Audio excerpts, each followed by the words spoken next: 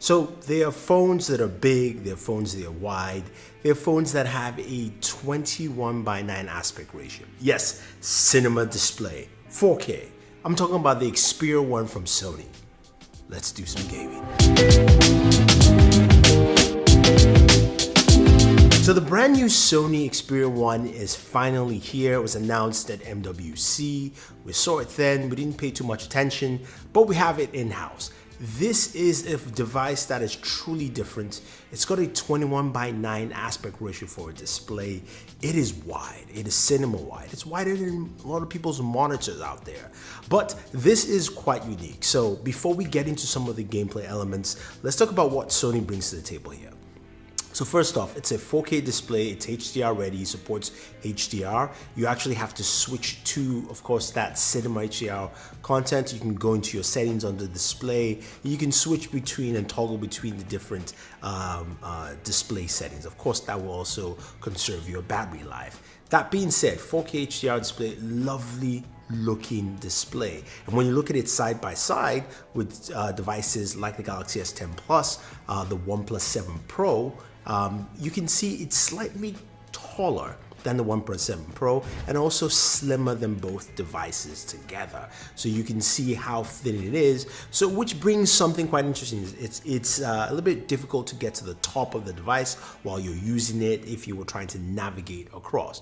Now, other things you find with this device, it's got Dolby Atmos built in. So you've got Dolby Atmos sound, you have stereo speakers, which is pretty nice. Now, this is powered by the Snapdragon 855 processor. You've got 6 gigs of RAM, surprising, and you've also got a battery that's 3300 milliamp battery in there. So you've got a sizable battery. We'll talk about how battery management is, especially when gaming at 4K, because that's what we're doing here with this, because we went ahead and we switched it over. Now, a couple of other things you find in the device. It's got a triple camera setup, and it's got a new cinema recording settings, which we will do a video on so you guys can check out, because that's something that's really cool and interesting. I want to see how well this device actually does with video recording.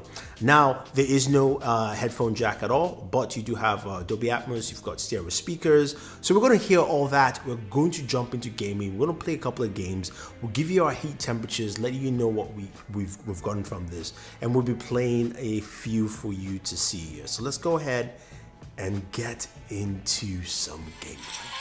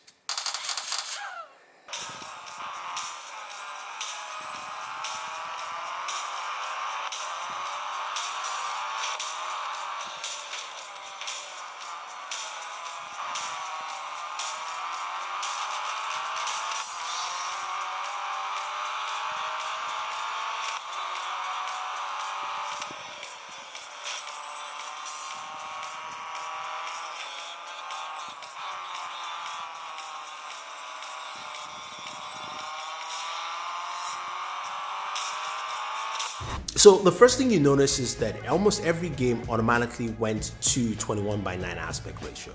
I didn't have to do anything. It looks like it's fully supports that, which is nice. Now this is running Android 9. It looks like it's a close to stock Android experience when you're going through the UI. Very simple, very smooth, which is nice. Now you also notice while we were gaming, there was a pinkish floating bar. That is the game enhancer, which allows you to do screen recordings up to 1080p, and also make sure that you are maximizing your system, you're gaming to with the most processing power of your system. It's not too in-depth in terms of settings, but it's still nice.